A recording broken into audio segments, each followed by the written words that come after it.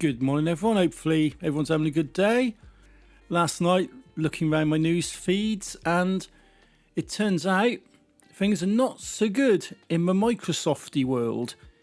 And Microsoft have announced 10,000 job cuts in March. It was announced yesterday. Which was Wednesday, the 18th of January. All cuts are expected to happen in March.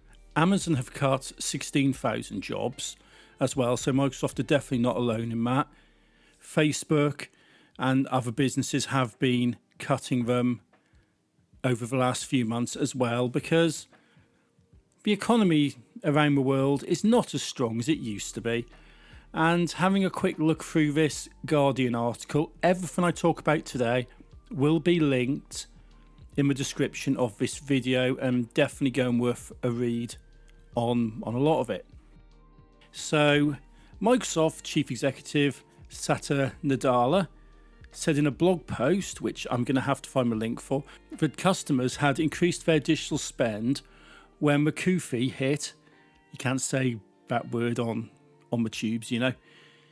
So when McAfee hit in 2021, but are now scaling back because the economies are difficult and people are struggling.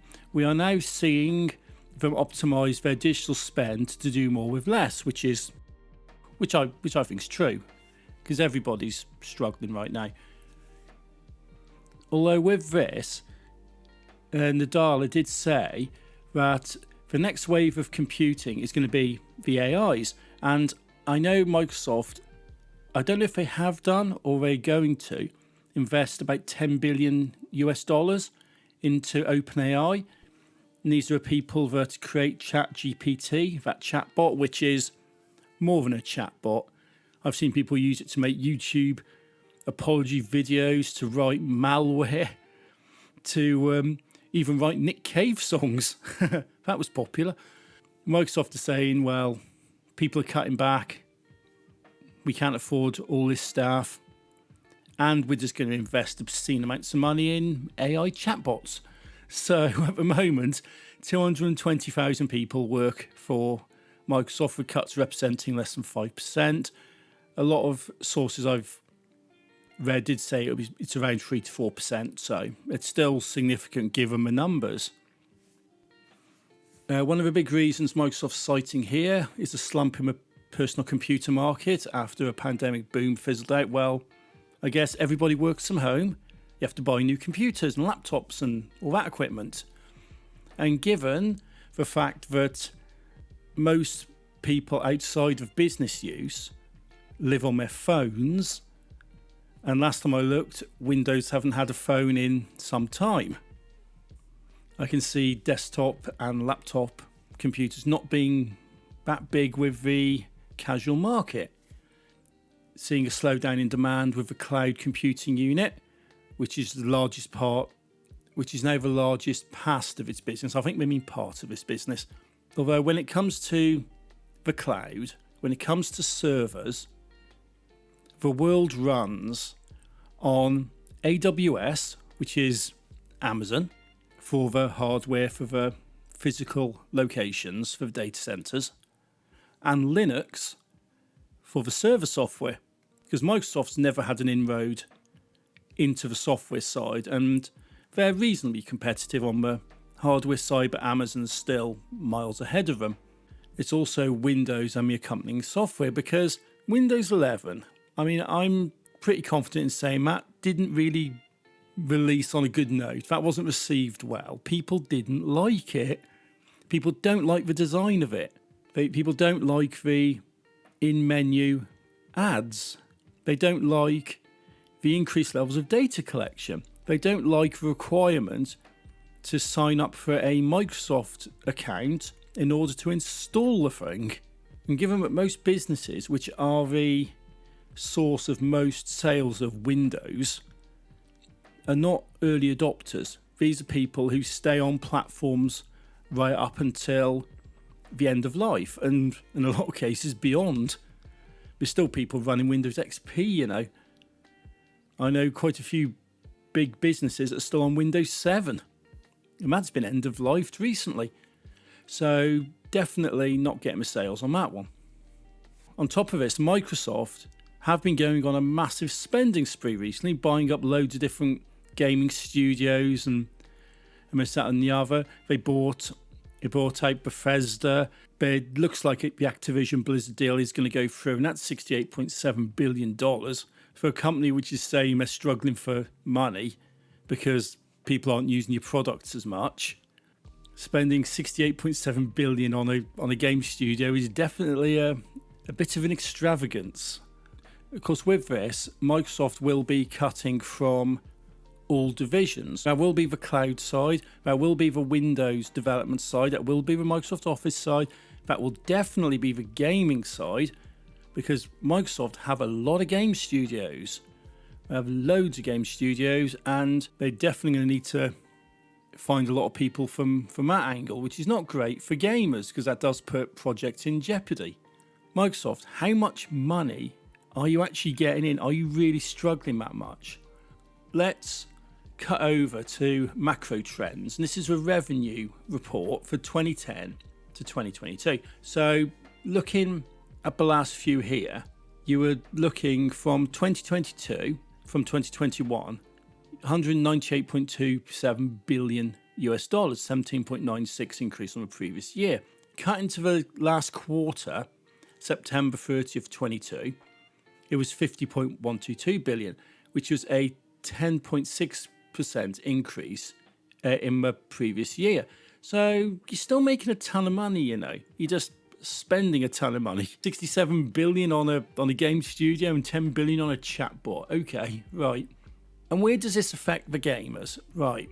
Game studios will lose staff, particularly as the studios are being bought up with all the staff intact. So obviously Microsoft are going to be coming in, looking at and saying, we don't need you, we don't need you, we don't need you. We're going to cut our workforce down on the studios. Clairvoyance is not one of my skills, but I've been in large businesses long enough to see what happens when change is coming. And usually a good indicator of negative change is senior managers, senior people, either leaving the business or taking up roles in other business units. And when I saw this about Mike Brown, this is a guy, a big smiley happy face of Forza, well, formerly Forza, and he's the creative director, the guy in charge, the one who supposedly makes all the decisions. More on that in a bit. But he's left and he's taken quite a few of the top team with him. So he's started his own game studio called Maverick Games, an independent AAA studio, which I'm definitely looking forward to seeing what these guys come out with, because the developers that have moved over from Forza are people which a lot of people who watch the streams will recognise. It is people like Mike Brown, it is people like Tom Butcher, it is people like Gareth Harwood, and even Ben Penrose, who people who've been in the franchise a while will recognise as the former art director. And these are key people. These are definitely key people, and they've moved over. So there is more to this though, because they've started a company called Maverick Games, and their mission statement is, we are a developer first video game studio, an environment where talented individuals are nurtured, inspired and flourish.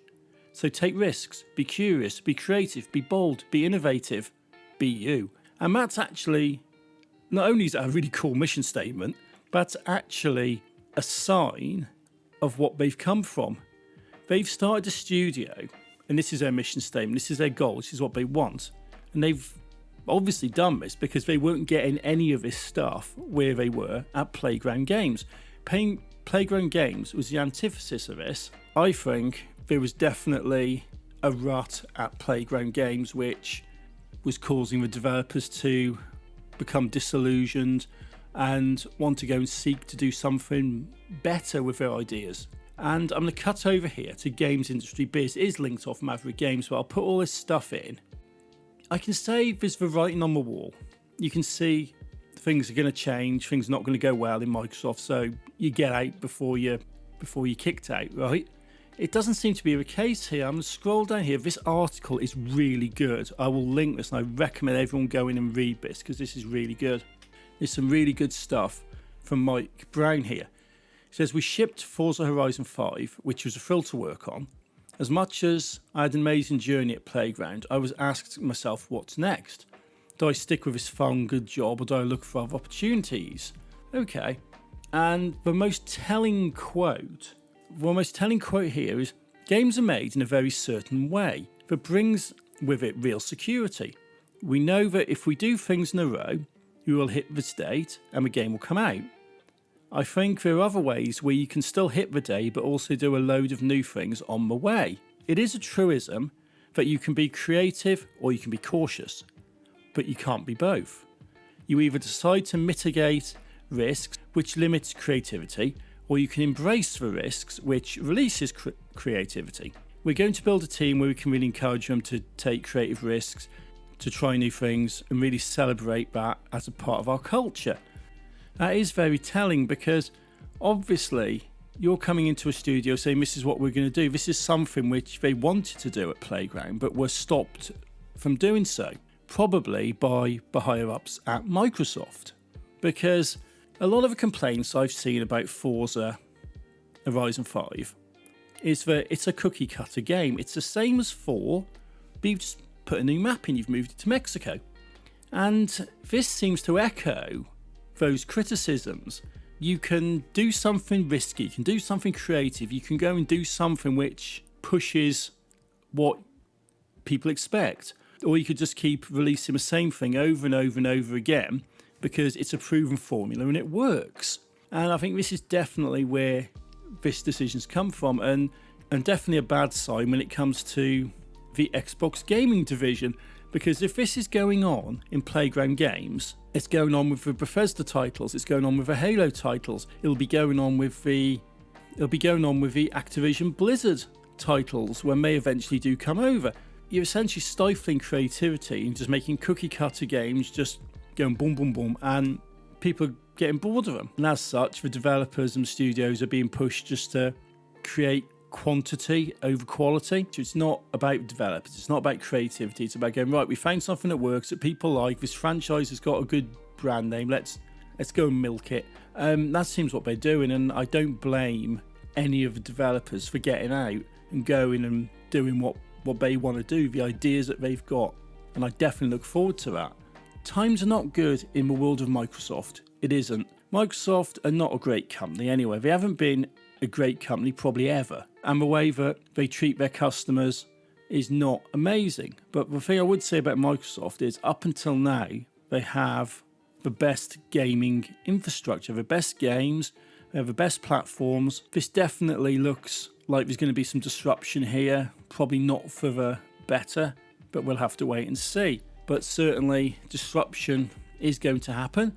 There is going to be a lot of problems, and we shall see what happens. But at the moment, my thoughts are definitely with all these Microsoft staff who pretty much lost their jobs by memo, which is a pretty bad way of doing it. That's a pretty scummy way of doing it. And certainly with the developers and with other staff who want to branch out, go and do their own thing and don't repeat the mistakes of Microsoft. So it's a bit of a ramble on because I tend to do that a lot. But hopefully things won't be as bad as I suspect. But unfortunately, it does seem that big changes coming and not always for the best. So until next time, thank you for watching. Take it easy and have a great day.